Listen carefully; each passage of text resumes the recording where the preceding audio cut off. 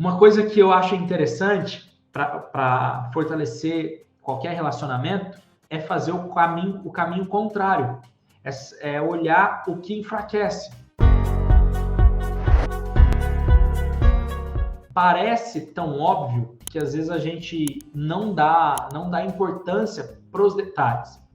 O que eu quero te dizer na largada é que não existe uma coisa só que você faça que vai fazer seu casamento assim ser o melhor do mundo.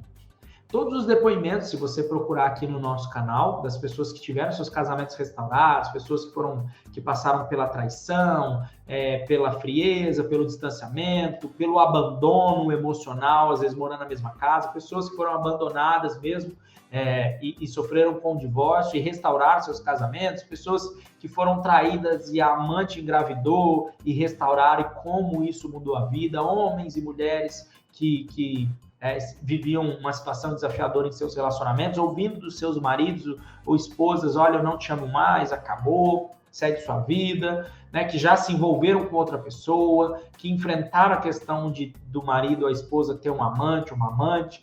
Todos esses depoimentos, se você procurar aqui no nosso canal, você vai encontrar. Então,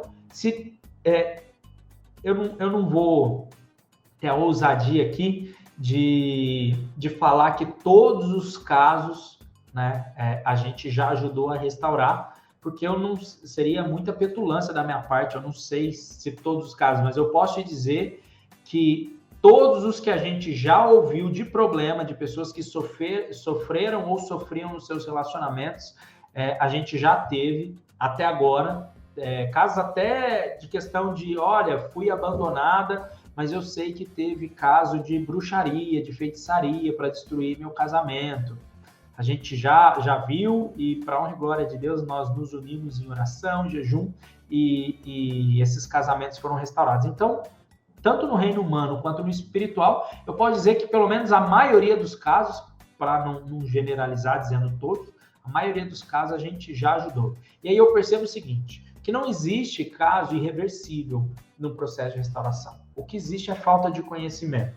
Afinal de contas, a gente não aprendeu a se relacionar. Se você olhar para a sua vida, você não teve um momento específico de longo prazo para estudar. Ou nem que seja a longo prazo, mas de um tempo que seja suficiente. Acho que esse é o melhor termo. Para aprender sobre relacionamento. Talvez, se você, dependendo da religião, da igreja que você frequenta, algumas igrejas dão treinamentos, né, para casais, antes de casar.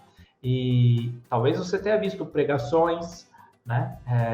Isso são boas referências. Agora, aprender a fundo, né, o que fazer, como fazer, quando fazer, a maioria de nós não aprende. A gente vai muito mais pelo que a gente conviveu, vivenciou ou experienciou na nossa própria vida. Então, as suas experiências, elas ajudam a você ou atrapalham você a ter um conceito positivo de casamento, ou pode ser um conceito negativo. Por exemplo, coisas que eu já vi,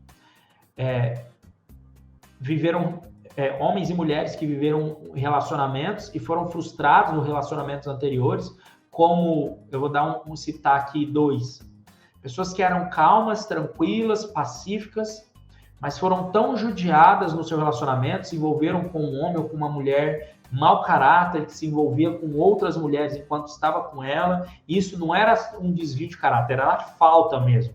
Sabe aquela pessoa malandra, né, com perdão da palavra, malandra, não respeita o marido ou a esposa, e é lógico que todas as pessoas podem mudar, só que nesses casos aí de história anterior, ela não viveu com aquela pessoa até que ela pudesse mudar, se é que ela mudou. Aí ela sai daquele relacionamento totalmente traumatizado, porque era alguém que ela confiava, alguém que ela desejava ter a vida, tinha planos, aí ela se frustra. E aí assim, olha, quanto maior o seu nível de frustração na sua vida, ou num relacionamento anterior, ou pela história de relacionamento dos seus pais, quanto maior for a sua frustração no relacionamento, maior também é a chance de você ter um relacionamento disfuncional na sequência, se você não tratar. E aí você não sabia disso. E aí você não sabia que isso, entender os relacionamentos dos quais você presenciou ou experienciou, né? Que é ter a experiência, tudo isso afeta diretamente o seu relacionamento atual. Mesmo que todos os traumas que você sofreu vieram antes desse relacionamento.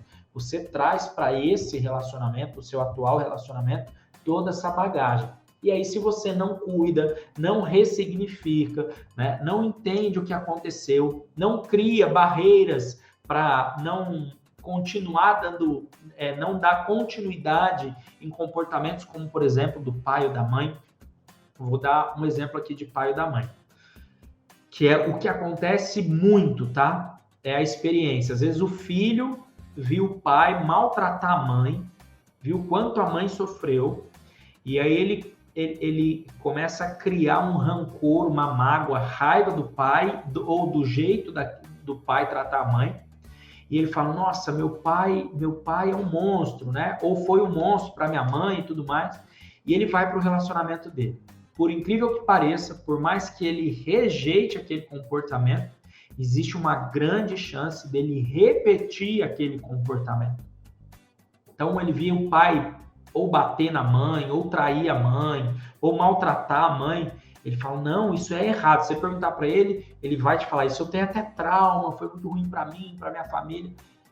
Mas ainda assim, inconscientemente, ele foi programado no todo ou em parte. Eu vejo muitas pessoas se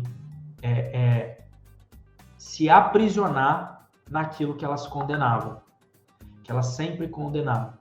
Então, homens e mulheres que falavam, meu pai ou minha mãe foi muito traída, e eu tenho pavor disso, e aí com o passar do tempo, ela cai nesse mesmo erro. Por quê? Porque é uma semente que foi colocada no inconsciente dela e ela acaba refletindo isso. Então, a primeira coisa de dica que eu posso te dar, eu dei foi, não existe uma só coisa. Segundo, faça uma avaliação interna da sua história, dos seus relacionamentos anteriores, dos relacionamentos dos seus pais, e você vai ver que muitos dos defeitos que você julgava deles, ou dos seus ex, ou você, dos pais principalmente, você executa, e dos ex que você teve, ou do ex, se você teve relacionamentos anteriores, você cobra do seu atual. E aí você está numa situação disfuncional, onde você não está conectada com a realidade. Porque se você age muito conforme os seus pais agiam, então você está presa naquele passado que te gera dor, que te gerou traumas, mas você está repetindo. Se você também vai no passado de um relacionamento anterior e cobra o seu marido, porque no passado, por exemplo, você foi traído ou traída, aí você leva para esse relacionamento atual e você cobra do seu atual aquilo que o seu ex fazia. E você entra em conflito, porque naturalmente ele fala assim, puxa, mas eu não devo isso, eu não faço, e você vai minando o relacionamento, isso enfraquece. Então, o ponto para você fortalecer é descobrir primeiro o que enfraquece.